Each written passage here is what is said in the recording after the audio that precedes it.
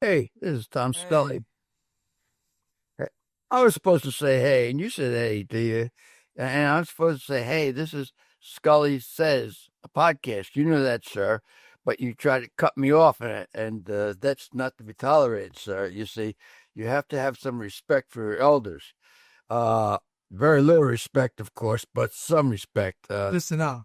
Yeah, maybe a shred of that. But anyway, and you were going to tell us about Spotify, but you told me before that you were going to save all that stuff until the end of the podcast because it really wouldn't make a whole lot of sense to say it before the podcast. Is that true? Exactly, because what we've figured is you probably already know where to find us if you're watching at the beginning, but Hmm. at the end it helps so that maybe if you're like, I don't really love Spotify's user experience, you can find another platform. Still help. I see. Well, we all need to have different platforms that we can operate on, you see. So, and today is a day that we kind of bash the Democrats. Is that what we're going to do, sir? Bash them. At least For sure, perhaps, yeah. here is my. So you have this fella Trump. You see, now this guy, he can be extremely obnoxious. That's just kind of guy he is. You see, and he could say things that are inflammatory and do things that get people very angry at them, don't you see? And of course, but now here's my quandary. You see, with the Democrats, they object to a lot of things that he's doing. A lot of things that he's doing. Okay. The question is, what is their solution? See, their solution. That's what we want to get to. So, let's start with the first one, okay?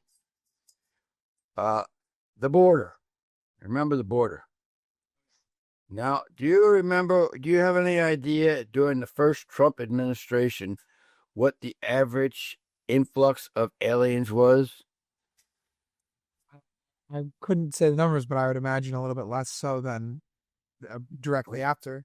What would you think? What would you give me a guess? Like, is it like per whatever? So, like, if you said like three, would it be like three per minute or something, Well, I don't know about or that. I didn't get down to the minutes, but from my understanding, it was approximately on an annual basis 200,000. oh, annual? Okay, yeah, that's wow. That seems really low, actually. Yes, it does, doesn't it? That's Yes. really, really low. Wow. Oh, yes, yes, it seems very low. Yes, yes, it does. And so, of course, you see, and this fella Trump, he had this uh, inhumane idea. He was going to do what they call put up a wall. You remember that? Put up a Oh yeah. wall. Oh yeah. And you remember that rather elderly gentleman that had trouble walking and putting a sentence together. You remember he mentioned that he was going to start off with the bang, and the first thing he was going to do was. You remember what the first thing he was going to do? I thought the first thing Yes. was Yes. I thought the first thing was ice cream, if I'm not mistaken. Ice cream. That was high on the agenda. There's no doubt about that. But what the gentleman wanted to do was tear down the existing wall. Don't you see? Right. And then the material that was meant to construct the rest of the wall, he was going to sell it. In fact, I think he did a lot of it, pennies on the dollar. See, for whatever you got to do, because this wasn't right. Now, you have some idea as to what the uh, what the influx of alien people is right now? I had to guess. Oh, Yes. Well, certainly when he was in there, it was, I believe they put it something like 15 million came into the country, and they said that is probably an underestimate. And of course, illegally, 15 million illegally. also yes, oh yes, yes, yes, yes. Whew. Yeah, yeah, that's good. And so of those, of course, we have many murderers, rapists, and those type of individuals. You know, they have the And, problem. and just a side note, plenty of normal people who, guess what?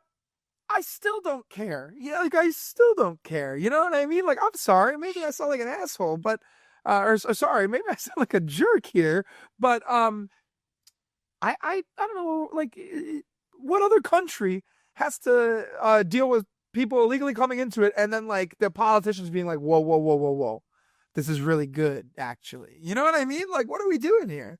Well, that's true. And so, and what other country do you have where 15 million people want to come there? Uh, Britain, that's for sure. yes, yes. Well, and of course, the amount of people that they've allowed into that country has also caused some very, very significant problems, as I well as think I think actually there's a political party starting right now that's very aggressively trying to remove immigrants from Britain. yes, yes, a big problem. So, but in any event, you see, now we've had this crisis. Now, here's the thing that I don't understand. You see, the Democrats are criticizing Trump for the way he's trying to get these people out of the country.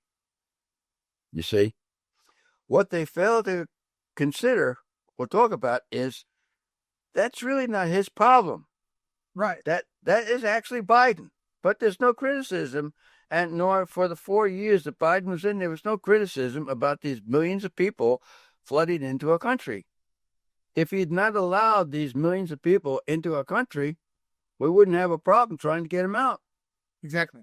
And so now that we're trying to get them out, people are saying, "Well, you're being very inhumane. You're not treating them decently. You're not giving them due process." But Trump didn't cause the problem. He's trying to fix the problem, but of course they're objecting to the way in which he's fixing the problem that they caused. Even though by the pure metrics, Obama removed way more people from the country than Trump did. Way more, way more. So, Yes, that's yeah, true. and it was also Tom Homan, still the same guy. Yes, So it's yes, just like funny that that's how that one works. But what's really crazy to me is like, um, the immigrants are in fine, not fine, but like okay, that's a reality. And then needing to get them out is also a reality. The idea that those two things are like opposed, like every immigrant that comes in illegally from Mexico, it may not directly impact you or I as natural born citizens, and maybe jobs they're willing to take that we're not, whatever. It affects every Mexican immigrant, though. Legal Mexican immigrant, it drastically affects the perception of them. I mean, imagine being a Somalian who came here in the 80s, maybe still have an accent or something like that, and you're like just been an American for the better part of the past 50 years, and then,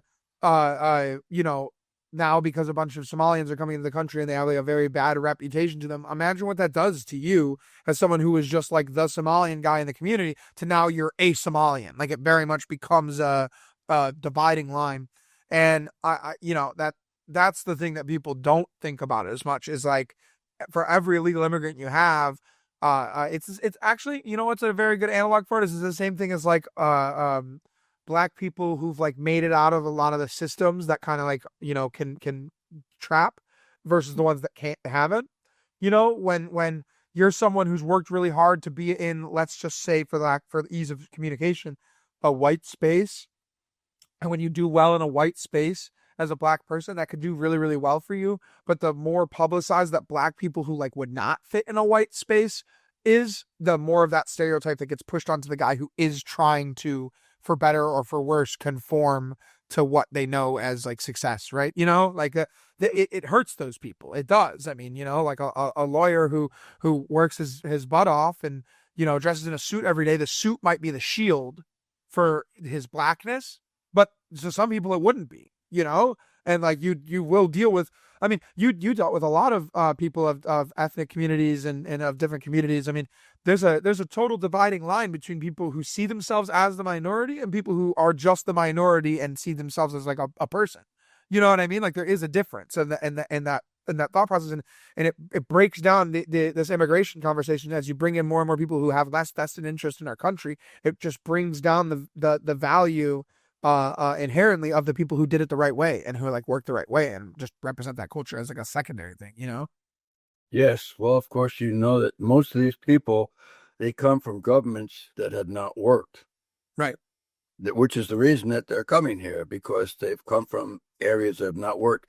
And you know who makes up a country, do you, sir? That would be People. people. Yes, Hmm. that's right. So the people that have made the country into the countries that they are, fleeing those countries at the present time, they are bringing some of those same attributes that caused their countries to fail. Are you following with that? Yes. Yeah, absolutely. And And so it's there's, yeah, second.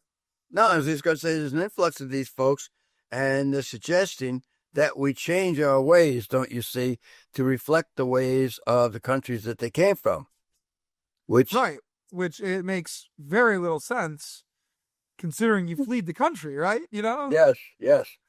The one I like to think about right now is Cuba.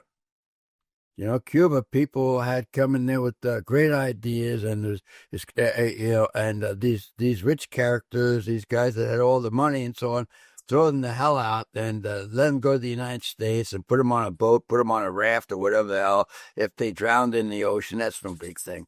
So some of them came over into the United States. You know, some guys like Cruz, some guys like Rubio, those kind of guys, and they made something of themselves.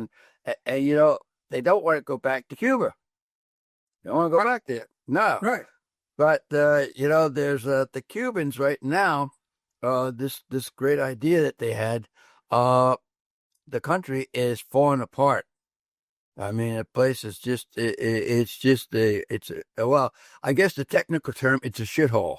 You see, that's what it is, and it's falling apart. And the only guys that had any money were the people that ran the place. You see. Right. And as soon as the thing goes down the toilet, those folks are going to run out, get themselves on a plane or something, and live their life in relative luxury in some third world country or some other place. Okay, so that's what's going to happen with them. And of course, somebody's going to have to come in and try to fix the place up. Do you have any idea what that entity might be that's going to try to fix Cuba? I don't know. What would it be?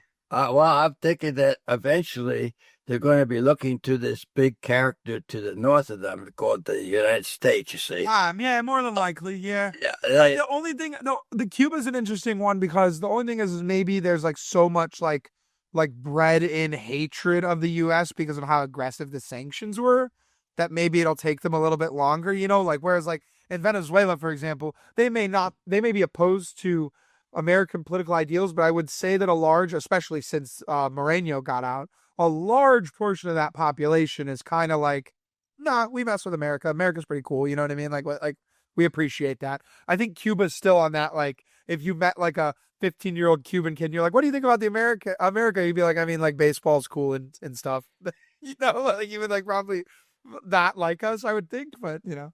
well, I think that basically even today, if you got a Cuban kid that's pretty good in baseball, he likes baseball. He Move to wants Miami. he wants to come. Yes, yes, yes. He doesn't want to go to the Dominican Republic. He doesn't want to do that. He No. wants to come to a place called the US of A, you see. And so, in spite of all the, in spite of all the bad publicity we get, you see, they all want to come here. And once they get here, they're going to fix things, don't you see? Fix things the way that things were at their country. But anyway, that's that's something with the border. So we're talking about the border. Now, the question is, uh, let's say the Democrats get in, how are they going to fix it? They're going to. Well, I have an article from Miss Susan Rice, or I guess she didn't write it, but she said something. Oh yes, Susan Rice predicted what, in air quotes, is a accountability agenda. oh yes, yes.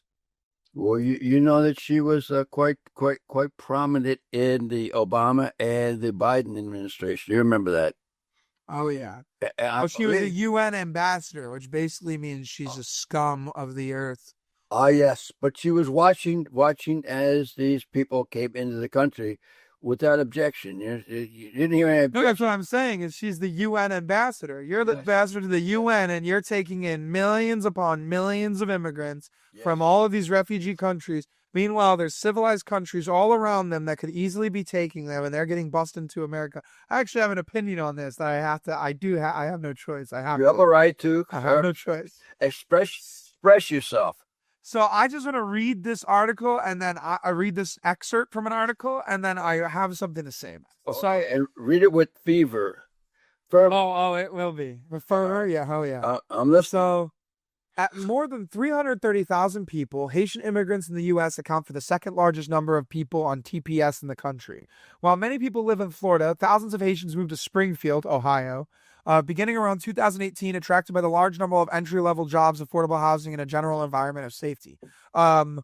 Not the case, not the case, not the case anymore. Just making that clear. Just making that clear. Not the case, not the case, not the case. Not saying it's the immigrants, but I'm an employer right there. I know what the job market looks like. I know how many applicants I get, and I know what they're applying for elsewhere. It ain't easy jobs. It ain't as cheap as it was, and it ain't safe. Like, there's safe areas in Springfield. It ain't safe. They call Limestone Street Crimestone Street for a reason. Anyways, okay. They moved, attracted by all those things, okay? Thousands of Haitians are thought to have since left the Ohio city following the furor prompted by false claims from Donald Trump in September 2024 that immigrants in Springfield were eating pets, marches by neo-Nazi groups on Springfield streets, and Trump's election in the White House the following November. That was, like, maybe the president should have been saying it, but the idea that Haitian immigrants would be eating, like, wild ducks they found or wild geese or anything like that is not an insane thing or off-base thing. That is absolutely stuff that you hear about out here, but we're allowed to talk about it because we live over there. But God forbid someone says it on national TV, now it becomes this whole conversation. It's been a conversation that people have had just before the Trump thing. Everything people have talked about seeing Haitians with geese from the park and stuff like that. Whatever. I'm not saying that they all do it. I don't think they all do it. Whatever, fine. But like, it has happened, and it was crazy how people reacted. Anyways, still, 10 to 15,000 Haitians have remained in Springfield, nearly all of whose immigration status involves TPS or asylum, or both. Following the loss of humanitarian parole last year and the threatened end of TPS, recent months have seen thousands of apply for asylum given threat to life and security in Haiti. No. Threat to life and security in Haiti. That sucks super bad. I am so sorry that that's happening to you. Two things. Why is that my problem? And why is a quarter of a white, rural Ohio, like, post-industrial town, a quarter, the population is 60,000. A quarter of the population is literally people who have no vested interest in the success of America. They are actually here illegally, and rather than start the process to become a legal citizen, they're arguing in court over getting their illegal immigrant status extended. Now, I don't know what it is. I still think there should be a program where when someone like that comes in, it's like, cool, but you get stripped of all of your Haitian citizenship. You're immediately, we'll put you in the process for an American citizen. That's whatever, but you can't go back there as a resident ever again. It's just not a thing unless you want to not be allowed back into here. And there should be something like that. But I'm tired of this fence sitting nonsense. Like, so they all want to worry about Haiti, want to worry about Haitian problems, want to worry about making Haiti better, want to be taking this money and sending it back to Haiti. But then they want to spend another year in the town screwing over the high school kids that I employ who are looking for jobs. So they get to someone who's born in Springfield and lived in Springfield for their 100th year maybe. They get screwed because a quarter of their population is literally people from Haiti. That doesn't make sense to me. And I don't care. Like, take 15,000, 20,000, 30,000, throw them in Columbus. Fine, whatever. That, you know what I mean? Great. 60,000 people, 15,000 of them are Haitian asylum-seeking immigrants. That's insane.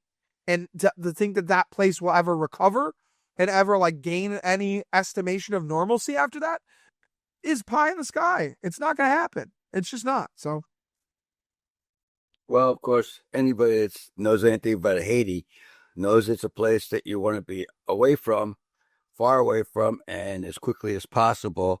They do strange things with chickens and so on, and it's just voodoo and all kinds of crap going on down there.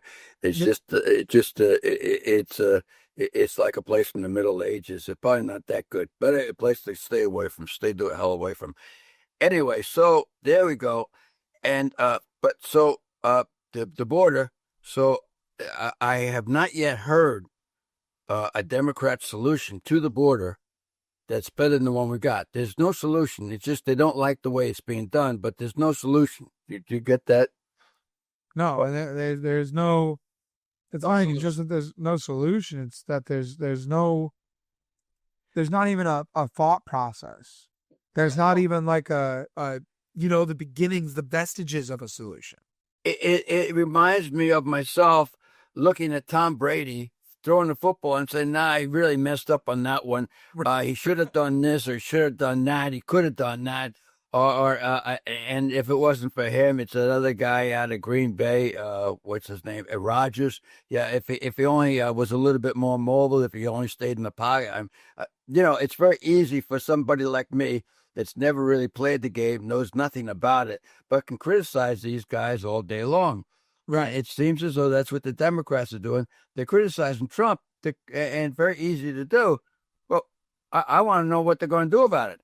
And I've seen what they've done about it in the past. Have they come up with anything new?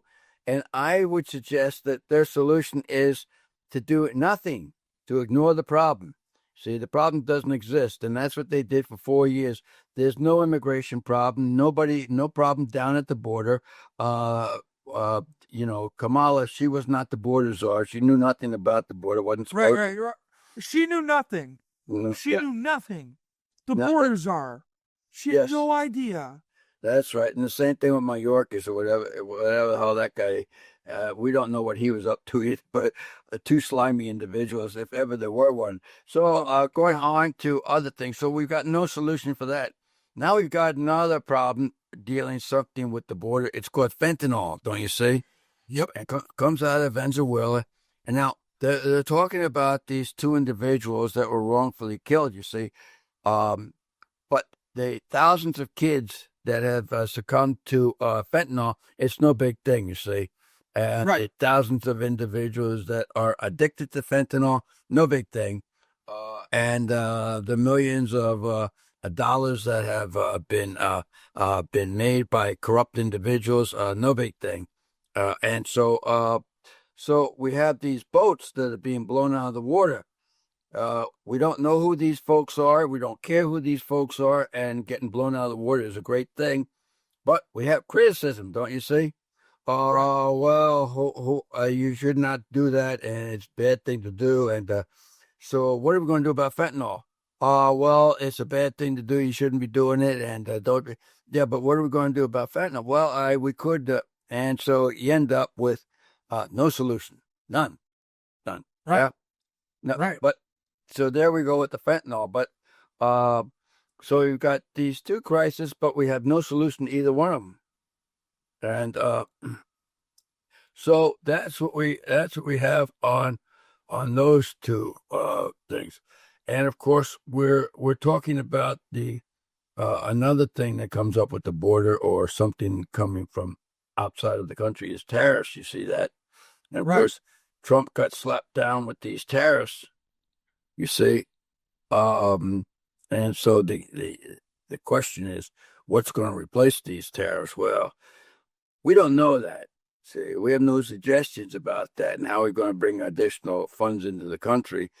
Although the country has been doing quite well that way, we don't know. But and the tariffs are a mixed bag too, because there's a divorced reality with them, and I think that people just have in bad faith been arguing about tariffs and just refuse to understand. It's gonna suck for us no matter what. Period. No one has any disillusions about that. A tax on another country means that the goods that are made in that country are going to cost more. That's how that works. Actually, a great example of it is Lotus has a electric SUV coming out. They built it all in China, which, like, let's be frank, that was the failing, not the tariffs here. The failing was them building a Lotus SUV from a Chinese electric automaker. It's like, that kind of doesn't make sense for that brand. But anyways, now the car's double the cost because everything came from China and they have the hardest tariffs and blah, blah, blah, whatever. So sometimes it happens. Great. But the other thing that people forget is that it's not about us having necessarily the best thing. It's about forcing businesses to come back to the U.S. or forcing other countries to give us a more advantageous trade deal the other way. That's the whole perspective. It's about fair. It's about equity. It's not about being easy and the nicest thing for you immediately. Well, all right. So we've got that solved, I think. And so now we talk about some of the Democratic problems. Let's talk about the big cities. Which one?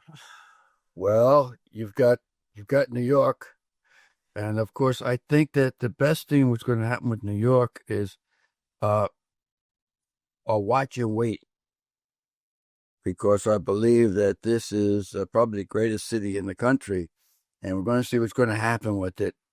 Um, you see, Mondami recently. I mean, he's got junk in the streets.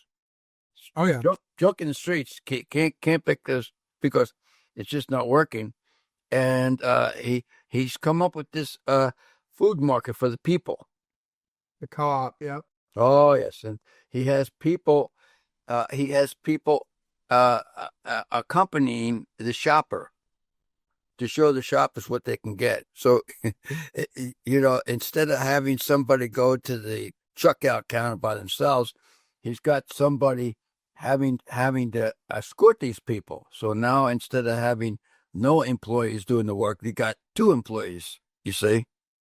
Are you following where that's coming? Yes. Yeah, And so, and now it's not going to make any money. It's going to cost money. Now, where's that money going to come from, sir? You, pal. I believe, sir, every slice of pizza that it's got, yeah, no. Well, New York leadership has yet to figure out that everyone, let me check the time. Oh, yeah, there we go. 27 minutes. Everyone in New York fucking hates New York. They do. It's the truth. They do. It's just bad. The taxes are out of control.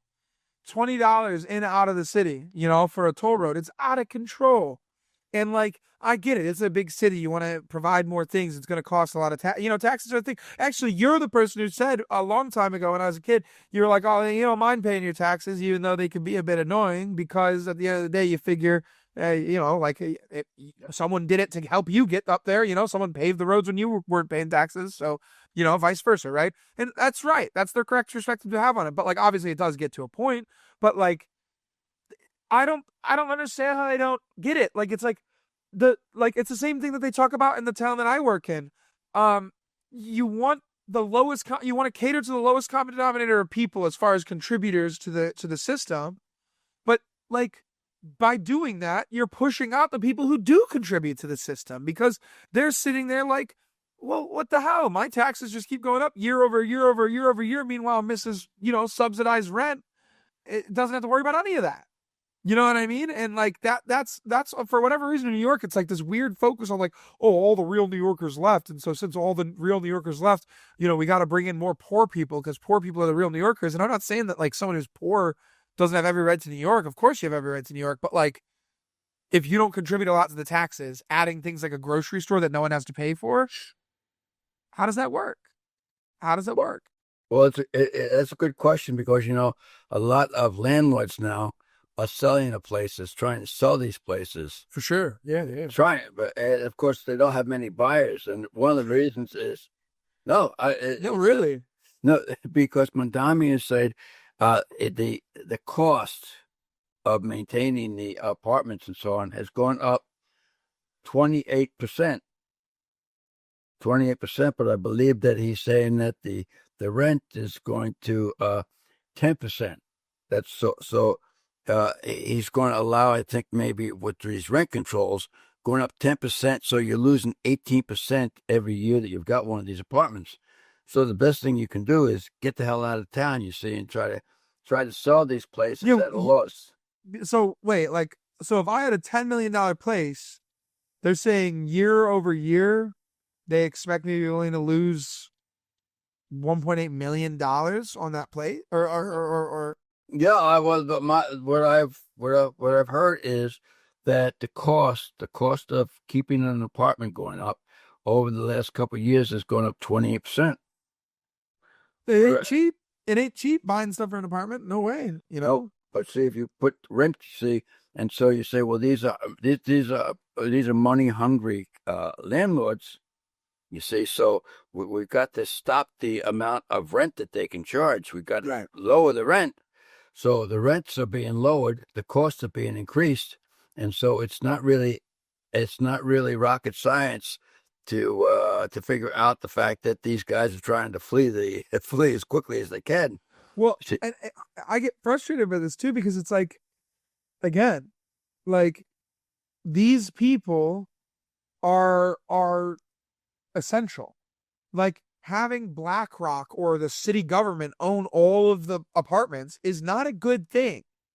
The individual guy who and like even like my landlord, I have a problem at my place right now. I have a hole in the ceiling of my shop that when ice melts, it like leaks into the shop. It's crazy. It's a crazy problem that I shouldn't be dealing with, especially while I'm paying what I'm paying in rent. That said, I'm not gonna go crazy and say, oh, we gotta burn it down, she gotta sell it or whatever, because it's like I also understand that she has 10 other buildings. So next time it comes to pay rent, I'm going to say, I'm not going to give you a late fee.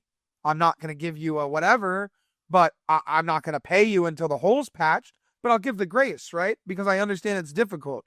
But like these places are acting like these people who own, 100-unit building. It's like as if every single one of these problems can be snap of the fingers fixed. And it's like these buildings are 120 years old, 130 years old. You know what I mean? It's going to be difficult to maintain these apartments. Like, I'm sorry, that's just the reality of it. And you would never expect a renter to help maintain. That's understood. That's like part of the deal. That's why you pay a premium to rent. But like, I mean, to assume that every apartment, like I'm not saying that landlords aren't sometimes really bad, but to act like every single person who owns a building and rents it to someone is like demonic is crazy. Well, of course, you see, when the government gets into it, and of course, we've had this in Chicago. We've had these ideas like places called Cabrini Green. You see, and these places that the government was going to they were going to take care of with taxpayer money. You see, it eventually got to the point that even with all the taxpayers paying for these, that the place the burden of keeping the place up was not worth it. They tore the place down. Right. And they've done that with not before it made a prolific amount of gangbangers, but yes, and they've done that with numerous other public housing because the government is unable. They are unable, even with getting all kinds of government benefits, they're unable to keep these places afloat. But yet they're assuming that some guy that buys a place on his own and is paying for the repairs on his own is able to keep the place afloat even without any government assistance and even restricting the amount of rent that he can get, you see. And so it encourages these slumlords. What the slumlord will do is he'll put no benefits into the place, you see, and the rents will not increase, but his costs will not increase either because he's not going to do a damn thing. And eventually they'll condemn the thing and he'll just walk away from it. Right. That's what's going to happen. So, we've got that taken care of now. But talking about government interference with or inefficiency, now you know that they have wide scale fraud in Minnesota. You've heard about that, have you, sir? I've heard tell. Yeah, I've heard tell. Yes, and now there's also wide scale fraud in a place called California. Gentlemen, that's Medicaid fraud in the millions, if not billions of dollars. They say. Love that. You have to get that. Yes. Well, you see, somebody's going to have to take care of these things. Now, do you? Let's just concentrate for a little bit on Minnesota.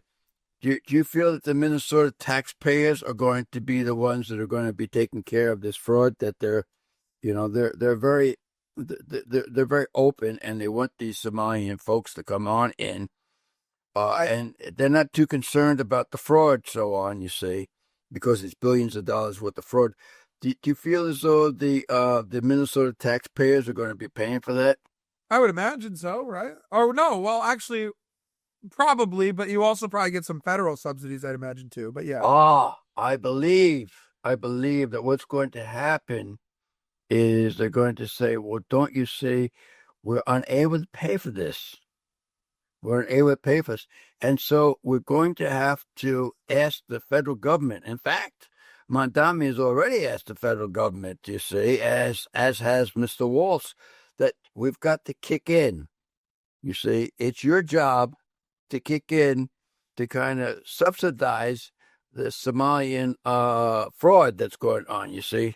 So your tax dollars is going to go to pay for this. Do you see how that goes? I would just ask, I would be like, can I just take him to Somalia myself? Like, can I just bring my tax dollars to Somalia myself? And, Oh, at yeah. least I get to see the guy who it helps. Yeah. No, that's right. I can So, see if it buys a pirate ship another mast. Just kidding. Just kidding. mhm. Yeah, but there we go. See, but so again, you see, in many respects, people that do not agree with any of this stuff, don't agree with it, they're paying for it. Oh, 100%. You don't agree with it. So, I agree with these Somalians being ripping the place off. Yeah, but you have to contribute. You see, sir, because we need that money. You have to contribute. No, I don't want to contribute. No, we know you don't want Yeah, well, to. But you're gonna have to anyway, you see. So we have that. And I mean, just to give you an idea, you see, you remember there's this gentleman, he's running for president, or supposedly his name is Newsom. And he came into California uh, with a couple of years ago. There was a very large um, uh, amount of money what do they call it? He had they had I think it was billions of dollars uh, where they had a surplus. And don't you see now they no longer have a surplus. So I believe that he has spent them into the ground. And of course, what is Mr. Newsom asking for now? Of course, he says, oh, I'm sure just a little bit of that sweet, sweet funding. "Oh yes, he needs some of that federal fund, some of that federal funding that they say he needs some of that good stuff." Yeah, exactly. Yeah, He's just the uncrazy. Remember, 5 years ago, they could have been their own country. Remember? yes. Now we got to open the floodgates. The same floodgates they didn't want to open to stop the Palisades fires. Uh-oh. The richest state in the country is going to, and they're going to be asking for people like in the Great Midwest. You see, these guys that are going to work with the lunch pail in their hands every day. They're Yeah, going to ask. Ohio, Kentucky, can Yes, you yes, pave Hollywood Boulevard for us, yes, please? yes. The people Fuck they you. the people that they make fun of, don't you see? The people that they ridicule, as being Joe Bumpkin. Those are the folks that are going to have to contribute to them, don't you see? Because Right. it's your obligation to contribute to these folks. So It's crazy. That is crazy, right? Like to think like if I had to subsidize, say my taxes paid for the beginning of a rail network in Chicago with the idea that rail network would eventually reach to Ohio, right? All right, whatever. You know what I mean? Chill. If I had to pay because 9/11 happened and there needs to be a disaster tax enacted to, get the money and resources together to pay for all the first responders and to pay for the rebuilding and all that. All right. You know what I mean? Like, all right, I'd pay a tragedy tax for sure. But when it's like I misappropriated millions of dollars of funds because like I felt like Mexican illegal immigrants and political jostling was more important than the residents of my state.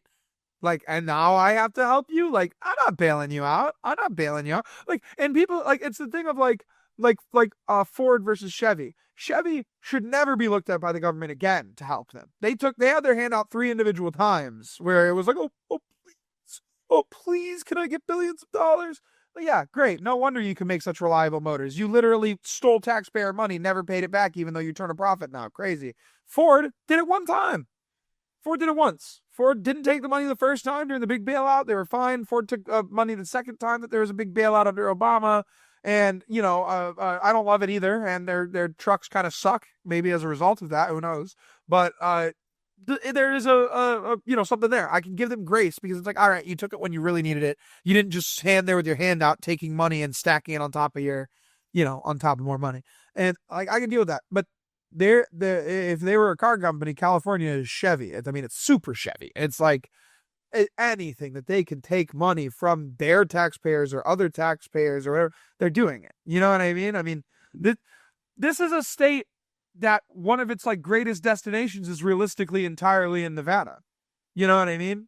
Yeah. This is a state that a lot of the people's vacation is spent in Sin City. You know what I mean? This is like a state of like very much a surface level.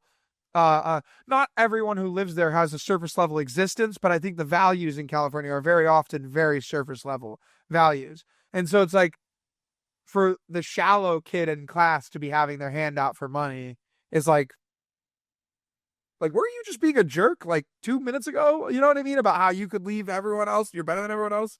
Now you need me. Like, I'm all right. Well, I think build the Bears a stadium. yeah, I think they still look down on us. You see, because Sure. yeah, but only when they want money. We're podunk, pops. Yeah, that's correct, sir. We're podunk. Only Yes. everything ever has been invented from Chicago and East, but hey, we're podunk over here. We're Yes. dumb idiots. Hey, every university you ever want to go to that doesn't have Cal in the name is east of Chicago or from Chicago or east. Oh, Hey, we're stupid over here. You know what I mean? I got you. Well, all right now. But there have been some accomplishments. Now you're still about the Democrats. They have some accomplishments. Now we talk about medical insurance. Are you with me, sir? Yep. Uh, we have this thing that the Affordable Care Act, but actually they refer to as Obamacare. Yep. You see, and your premiums are going to go down, don't you see? Everybody is going. You won't believe it. You see, and instead of paying $100 a month, you'll be paying $20 or $30 a month. It's just wonderful. Have you seen the premiums recently?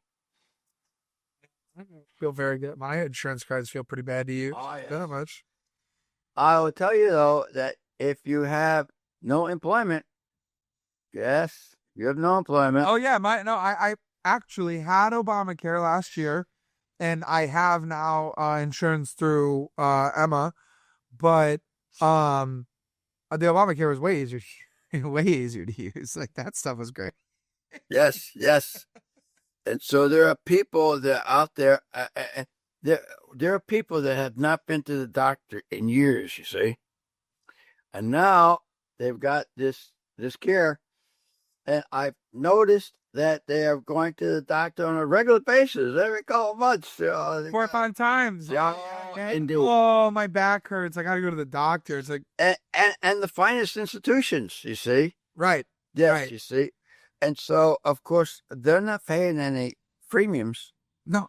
But of course, there's these other folks, their premiums are skyrocketing, don't you see?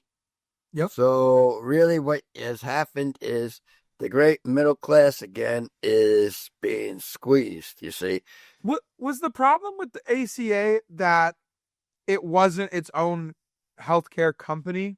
Like to me, that feels like that would be the direct problem because like if you're going to have government insurance, but then you make like, for example, mine was Blue Cross and Blue Shield, but it was ACA Blue Cross and Blue Shield. Yeah. That makes that company have to subsidize the ACA recipients. But if you had like, USAA equivalent insurance so it's like only government, I mean, not USA because it's military, but like a government insurance company that its prices are not tied to the free market of insurance, it's its own stuff, then it would work, right? Because then you would say, then the company that's like, oh, I'm raising my premiums because people are getting stuff for free. It's like, well, yeah, but like, what does that have to do with you? You know what I mean? Like, you still have to exist as a company. You can't just like charge more and have a worse product, right? Like the reason it sucks is because it's not a free market anymore. There's people who get free versions of the insurance other people have. And so then the people who have that insurance naturally are going to pay a higher premium. Yes. Well, I think that the insurance companies love this Right. because actually they're getting paid. They're getting paid, buddy, that they would not ordinarily get paid for some of these, But All right, so I digress, sir. Now, there's a guy. You know anything about IU football, sir? Just a bit. There was this guy. He came in. I think his name is Signetti. Oh yeah, Coach Sig. Walks in and says, "We're going to change things around." To say and by God, and you know what he did? He changed things around. He I changed witnessed things. it. Oh yeah, in 2 years, he came with the stinkiest team. It's just a team that had The absolutely nothing. the Yes, losingest team in yes, FBS history. yes. Gave in and said, "I'm going to change things around." Yep. And by God, he did. Yeah, He literally said, "I'm a winner." that's Google right. me. That's right. And that's what he did. Change it around, turn it around. And so Beast. there's no objection. You can't look at him and say, "Oh no, he didn't do this right, No, didn't do that right." Even if he had lost the championship, you couldn't fault the guy. no, Even exactly. even if he didn't make the finals, you couldn't Yes. fault the guy. Even if they got knocked out by OSU, you would have said, "Oh my God, oh my Yes, God." yes, No? he's gone further than anybody ever thought they'd get. Yep. He is a guy that produced. He came in and said, "I'm going to do something," and he did it. Yep. Now, now this Trump character, very obnoxious, blah blah blah, talking, saying things. You came in and did things. Some people didn't like it, but he did things. Now, put you on the other foot. What have the Democrats done? What can you point to that they've done that's been beneficial to the country? Anything. Okay, I do have a couple of opinions on this because when we brought up the topic, I was like, okay, I think of a couple positive things. So a lot of the stuff they do is the social stuff. I think for the longest point in time, a lot of people would say like the appropriate political allegiance was fiscally conservative, socially liberal, right? Like that was what people would talk about a lot. Well, I know that like, Yes. popular way. And Yes. so I think that is what they held up their end of the bargain on that social element of it. I think that they What? did a very good job up until pre 2016. And I'm only including the Obama years for one reason, and it's because I think that it did a lot for like race relations in both ways. It was also negative for race relations, but it did a lot for race relations in the sense that like, seeing a black guy run the country was a thing that needed to happen to like clear the palate of some of the more like distasteful ideologies people like associate with America. You know what I mean? I think it was good for that reason, but that's not what I'm going to say. I'm not going to give Democrats credit for that. I mean, he's black because of his parents, right? But like, I'm going to say, I think that they did a really, really good job of trying to work the idea of compassion into lawmaking.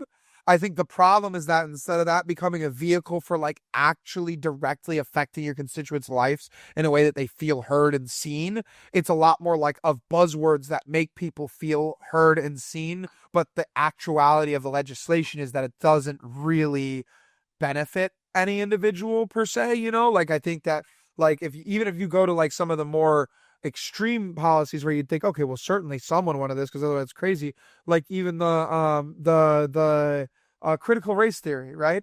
Like critical race theory did very little for a black kid in school or for a Mexican kid in school or like it really did very little to help these people out. But I think I like the idea of them talking about like having the open conversation of, hey, maybe our history is skewed a little bit. We should have this conversation through like maybe other lenses and stuff. So I guess to bow it, they gave perspective that was valuable.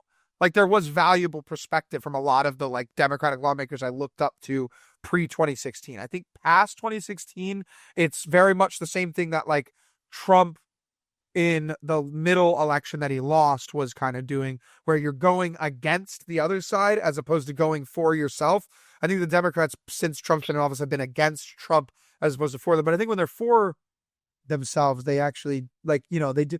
I guess I can't think of any specific policies because it's been a long time since a competent Democrat's been president, like 2016, I was 19, you know what I mean? So like it's like my opinions on it are kind of like like whatever. But I don't know. I appreciated the perspective. There's a lot I learned from being in left leaning spaces that allowed me to like better shape my perspective and attack problems in a different way, you know? Well, I think that these things are kind of nebulous. My point is, what have they accomplished? It's a good thing for me to say, hey, I think it would be nice if you were being treated nicely. You see? Right. Okay, so what am I going? So what have I done to make you get treated nicely? What have I done? What specifically have I done? Have I given you money? Have I given you a new project? Have I given you have I given you Yeah, like education? you were What have I looking done? for more like gay marriage or something like that, right? Like legalizing gay marriage. That's a Democratic policy that was probably not. I mean, in my perspective, it's like an objective good thing because that's not. It doesn't force religions to have to acquiesce to that, which is where the problem I think lies. It's just like a tax thing, really, truly. You know what I mean? It like allows gays to take advantage of the tax thing. That's a to a degree a win. I don't know who loses in that. You know what I mean? So that's something I would say would be good. All right. Well, so That's 2012 though. yes, Come on. and so well, yeah, I take a little bit a different view on that, but that's all right. But I guess my point is, we're looking for concrete things. Right. So for example, it's one thing for somebody to say Trump is a fascist. All right. Right. He's a megalomaniac. Yeah, but what do you mean by that? Well, he does bad things. Yeah, what did he do that's bad? Well, how are you better off? How are you worse off because of this guy? What has he done to make your life worse? Now I have here's another one that I was thinking about. How about the military? Uh, we've gotten rid of a lot of these folks, these DEI people in the military, and as a result, these folks, uh, more people are joining the military right now. The military is probably in better shape than it's been in many years, and uh, so and we've gotten rid of a lot of these things that were really hurting morale. Hurting morale. Right. What and so these are so my thought is with the accomplishments, you can point to Trump and you can say, well, the economy is doing better. Uh, inflation is way down. People that the average person that had a 401k, those things are skyrocketing. So that's your retirement benefits. Those are much better. Uh, your Social Security is not being taxed right now. Uh, your tips are not being taxed right now. Uh, the and so I guess the question is, uh, what has he done that's made it worse for the average working man that you can think of? Trump, I mean, I think that the biggest thing that Trump said that's bad for the average worker, but again, I like theoretically actually agree with this, is the tariffs. I think that they're bad for the average person and like functionality. But I think that again, it's one of those kind of like, yeah, this sucks, but it sucks for the idea of a greater good, which I'm like okay with, you know what I mean? So that one I would say whatever. The biggest stuff with Trump that makes me mad is the stuff like they were talking about rolling back PSLF. That's post secondary loan forgiveness. So basically, if you like are a surgeon, like obviously it's personal thought, so it's a personal thing. But like, if you're a surgeon and then you work in a research capacity for 10 years, your loan will be forgiven, basically, because it's like, oh, you dedicated 10 years to this or whatever. I don't like the idea of getting rid of stuff like that when it's like I know it's like that's not even close to something that's really like affecting our budget the way that like a lot of other decisions do. Yes. I think that one's weird. I think that trying to ban abortion's just like a weird move because again, I'm personally anti-abortion. I personally, religiously and otherwise, functionally even, I don't like it. It's not for me. That said, it's not I don't I also don't want people who didn't want to have their kids to be raising their kids. You know what I mean? Like I also Yeah. Yep. interact with a lot of bad people on a day-to-day basis, or people who like probably shouldn't be around. And and so I don't think that that's good. I think that, especially because of the slippery slope of, well, what happens with birth control, what happens with condoms, what happens with all those things are important and like relevant, and like even though they're like secondary, you know what I mean? Like the government should be like probably secondarily involved in that aspect of your life. I think that it's just like an overstep that like you can't afford to make, because the mistakes, like having, even 10,000 babies get born in a year that like get born into absolutely awful situations is bad. Like that's an objectively bad thing for the US, Mm-hmm. And so like we don't want that. So like stuff like that is where I get like a little bit mad, but I do have to say, or where I get frustrated, really. I don't really get too mad at the guy because I understand where he's coming from a lot of time. The one thing that I have to say though that he does a really, really, really good job of is whether or not he actually gives a crap about like coal miners in Pennsylvania or like steel workers in Ohio. Whether or not, like, between you and me, you've seen Trump for how long in the public zeitgeist? I've seen him for my entire life. He doesn't care about a coal miner or you or me. Like, I don't think, I'm sure he's very selfish, is my thought process. That said, I think every billionaire has to be, right? That said, he does a great job of giving these people exposure to, whereas for like 20 years, a coal miner in Pennsylvania felt like unseen. Like, my industry is worthless. I'm killing myself doing this just because I need to make the money, but it's not even going to be there for security. My grandfather's grandfather did this, and now my son isn't even going to be able to do all that type of stuff. You know what I mean? Like that. Those guys deal with so much. Those like blue collar guys that just like don't like feel like the world is all out to get them, whether it is or isn't. Putting those guys back on some level of pedestal where like instead of it just being famous rich people at every single presidential thing, you're like doing it in front of Pennsylvania coal miners having a presidential, discussion or whatever. That's a good thing. Those people need to be seen because they are also, for better or for worse, who makes the country run just as much as a bus driver, a police officer, a cop, a teacher. You know what I mean? Like they're essential. Those are like essential people. So I think he does a really, really good job of, again, whether it's disingenuous or not, just having the people who deserve to be seen and who don't get the representation they don't, like, seen. You know what I mean? Well, he Trump has a lot of money. All right. So I don't think money is a motivating factor for him. It may be. I think the main motivating factor for Trump is he wants to show that he's better than everybody else. Legacy, yeah. Yes, I think so. And he wants to say that I've done this. I've done something that you can't do. Sort of like Signetti, you see. Signetti can always look at you and say, yeah, I did something nobody else could do. I'm the best coach around and nobody can come anywhere close. And I think that's the thing that kind of motivates Trump, that he is a big mouth and he's a big shot and he wants to be better than everybody else. And of course, he keeps on talking about how he's the greatest president since George Washington, don't you say? That's supposedly his legacy. Right. So I think that's the thing that is, and so I think that he is trying to accomplish things because he thinks it's going to make him look better. And it's going to give him a legacy of being a good president. It's a feather in the cap.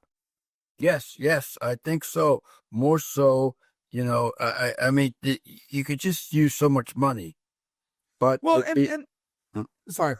no, just that was just the idea. But just to end it up, but to have somebody say this is the best, this guy is the best. So Signetti, I think with Signetti, the money is great. He's made more money he's ever made in his life. But I think the thing is the greatest. The GOAT. He's the GOAT. Yeah. And that's like, even like as much shit as I'll give a guy like LeBron, that's like the credit I'll give LeBron. Like LeBron said, I want to be the GOAT before he got into the NBA. And he did do everything he could to put himself in that conversation. The hard work, he even torched his own reputation to go to other teams because he felt like it wasn't going to, you know what I mean? And like, we can have it all about, is that weak to go to another team? Is it whatever? And whatever. But like, the point being that's exactly it. Is like, he didn't want to stop at, oh, I'm very good. I'm the best player from Akron. Oh, I'm the best player from Ohio. Oh, I'm the best player. I want to be the best to ever have played the game ever, and hopefully for a long time after I retire. Now, I don't think he reached that, but like I mean, reaching number 2 of all time or 1A 1B is unbelievable. So like credit where credit's due. But yeah, I think that that's a really good example. I think that one of my there's two big moments that I think that Trump failed huge. I think that after George Floyd, sweeping police reform was like the bare minimum. Like there 100% should have been a bill out. Even if it didn't really do much, it was just a bunch of legalese that was like about like police will do the exact same thing that they already do. There should have been some sort of like posturing that was, hey, I might be with the police, but also this is a step too far and we need to like do something about this. I think that was a huge failing politically. I think that something should have been there. I also think that not legalizing weed the first term and having no meaningful momentum towards it now is bad. Like that is a bad move on his end because that is a huge moneymaker. And when it finally does get legalized, the person who does it is going to be able to take multiple different perspectives. They're like, oh, well, look at all the people I released from jail from it. And, oh, well, look at all the money the revenue I'm generating from this. Oh, look at what state's making the most money. But you know what I mean? Like, it is a good thing for industry. And so, like, if you already have it out there, you could go in any city and you can smell it anywhere when you're walking around the city, which, as someone who may enjoy from time to time, I actually don't love that. But that's the slam dunks that I felt that he could have stepped across the aisle in a lot of ways and been bipartisan with a lot of those slam dunks. And it could have just been like you're going to get criticism from the left still. You're going to get criticism from the loud, whatever. But like give the olive branch so that when I go into a political discussion with someone who's liberal and I'm seeking to change their mind, they don't think that I'm arguing that like Hitler is like the best. You know what I mean? Like you need to give us some common ground, the rational middle people, so that we can try and build up some sort of like wall around the discussion around Trump, because I don't think he's as bad as people purport him to be, but it's just that he always says the thing that makes you be like, oh God, you know what I mean? Like he just always does that. Well, here's what I'm thinking. If you take a look at the cities in this country, which actually were the things that made this country, backbone of this country, you take a look at New York, San Francisco, Chicago, L.A., Houston, they're all being less than they were. And people are fleeing them. They don't want to be there. It's across the country. Across the country. Yeah. No, why would you want Baltimore? Why would you want to be in a place like that? And so what's happening in this country, to my mind, is people are fleeing the cities and they're going to the suburbs. And as a result, we're becoming less of a society because we're more individuals, because we're running away from these things which are supposed to keep us together, but we're running away from them because they've gotten to the point that people just don't want to be around them anymore. Even like Minnesota, Minneapolis, those are places that I certainly don't want to go there. No. I don't want to go. I don't want to get myself an apartment in New York. Actually, I don't want to get myself an apartment in Chicago. And for most of Chicago, there's a couple places that, if you've got a lot of money, it's a good place to be. But if you're just the average guy, it's tough. It's very tough to live in the city today. Yep. And so you have people leaving the city, and that's a problem to my mind. And I'm looking and I'm thinking to myself, what is the solution? And all these cities are run by the Democrats. And what is the solution? I don't see a solution. I see a problem. I see a continued problem. I see problems are getting worse. I hear a lot of criticism, but I see no solutions. And because look what happens when you get the like leftist the beloved leftist in New York. It's all pie in the sky bullshit. It's all like what my Yes. Yes. 9-year-old cousin who went one time to the city would say, well, what if everything was free? And what if no one had to pay any taxes? And what if no one had to go to work? It's like, yeah, yeah, no shit, man. That would be great. You know what I mean? Like, no doubt, dude. Like, of course, everyone would love to not have to do anything. But it's not reality. Then I've been having this discussion over and over again. I'm like, all these communist and socialist values, you realize these are written by people who owned factories and businesses and didn't implement them at their owned factories and businesses, right? Like, you understand that this is pure theory. These people were like, this would be great if it was possible. And then they went to work and made money and were like the boss of people and took advantage of people and exploited labor. So it's like, let's just take a step back on like lazy ass ideology for a second here. Don't get me wrong. I love doing as little as possible oftentimes, but like, let's just like take a step back here from a second and like stop trying to legislate every city like by the guy who wants to literally not have a job, be able to go out and enjoy themselves and not contribute in any meaningful way to the city. Like, that's the person who the city is worried about. That's the person who the city is like, well, we got to work. Why? Why don't you worry about like the people who like have one apartment in the city but pay for probably 30 other apartments in the city? You know what I mean? Like, if businesses' responsibility is to make money for their shareholders, shouldn't cities' purpose be to make dividends for its shareholders?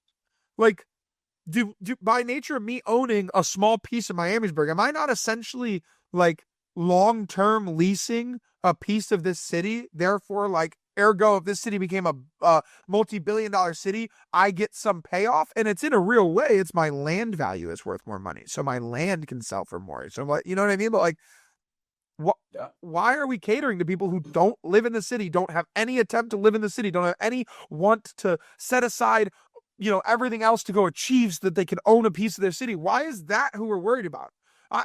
We could be worried about co-ops, but let's worry about co-ops when you attract someone like Bezos to build a mega mansion in Manhattan and you can take a giant tax bill off the guy. Like when people live in Long Island and people live in Jersey and people live in Pennsylvania and people are flying helicopters from the Poconos as their daily their daily commute because it's just not worth it to live in New York anymore, you lose the right to do things like a co-op or do things that are subsidized because you don't have the people there that can actually bolster that. You're pulling from people from like Ohio who make $72,000 a year and live in a box in Manhattan. And you're acting like that's this is what the city needs. You need millionaires and billionaires. You need the tops of buildings to be by millionaires and billionaires, not people who live in Billionaires Row whose actual residence and actual business is somewhere completely else, right? You know what I mean? Like, people live there for fun. Music artists live there for fun, or like a person who's a resident lives there for fun. But a real businessman, like the guy Palmer from Anduril, he's like a super crazy defense tech guy. Where's that guy? Ohio, because they're not screwing him for every breath he draws living there. You know what I mean? Like, it's just they don't understand that you have to build the framework that has the people who maybe you don't agree with all the time, the rich people, but you have to have the rich people there or the well-to-do people there in order to build these programs. I hate to get exasperated, but I have this conversation on a small scale, literally daily at work. Yes. Well, I guess to wrap it up, I think to myself, there's the idea. There used to be this song. Do you remember the song? Are you going to San Francisco? You wear some flowers in your hair. They've got some lovely people out there. See, that's the thought process, don't you see? Right. I could sing it to you, but I'm going to spare you. And now that's the theory. You got the theory?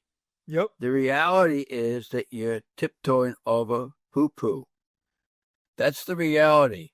That you're kind of afraid to go into the park because the homeless guy is going to knock the crap out of you. See, so that's the reality of San Francisco. So so the place that everybody wants to go to is a place that people are leaving. They're leaving the place that used to be probably the most sought after city in the country as far as going on vacation.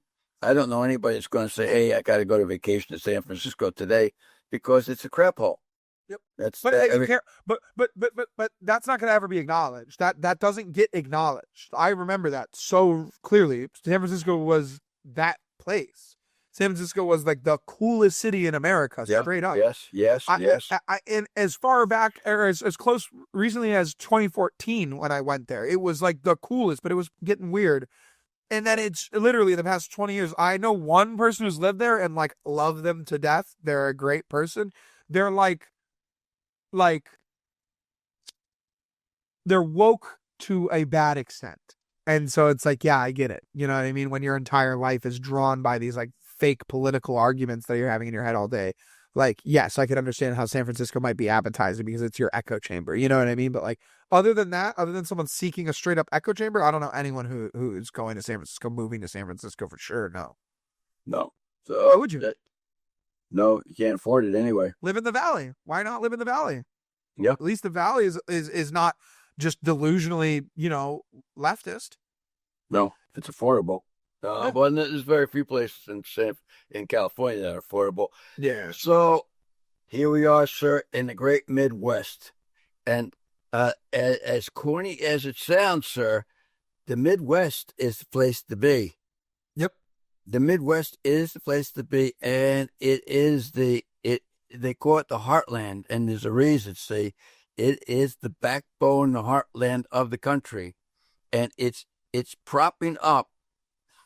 It's propping up all these other places where these people that look down the nose at you are telling you how to do things, except when it comes to finances. Then they've got the handouts. Say you've got to help us. Yeah. You've got to help us here, don't you say? Desperately need your money. Yes, It's like, yes, yeah, yes. you're right. Well, geez. Yes, yes, yes. So, sir, you keep on working because you're going to have to help Minnesota. You're going to have to help that guy. You're going to have to help California. You're going to have to do some of that, and you're going to have to help New York. You see, that's your taxpayers, and there will be a lot of arguing at this next election coming up, because don't you see? The federal government has ignored these places. You see, they have not given them enough. See, which is fine if you look at it as the federal government. You see, but the federal government is you, sir. You see, Right. You are the federal government. Right. See, they don't point that out. You see, the federal government is just some entity out there which has nothing to do. But without you, there is no federal government. It's the you see. boogeyman, It's That's the right. boogeyman. Yes, and so the federal government has to take care of New York. The federal government has to take care of California. But the result is, Sorry.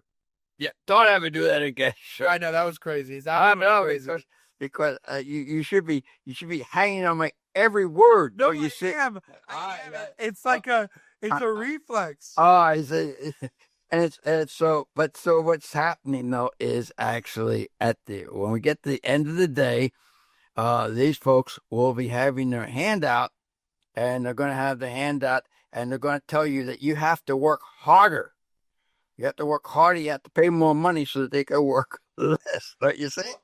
And I've had that perspective a lot of times. Yeah. Like they're running, through the summer, like, wow, Yes. how much fun I having, and Yes, it's like we have to deal with like whatever the realities, which is like living in the Midwest and shit, and then it's like, well, how are you gonna admonish me when you're like skipping through the lilies while it's like 2 degrees outside here? Like, leave me alone. You know what I mean? That's tiptoeing through the tulips, sir. Please. And Tiny tip? yes, that's No, right, that's sir. through the window. That's through the window, right? That too. Yes, that too. Yes. And so anyway, that is, you see, that is your burden, is to help the intellectuals. The glorious Help- Communist Party of Yes, California.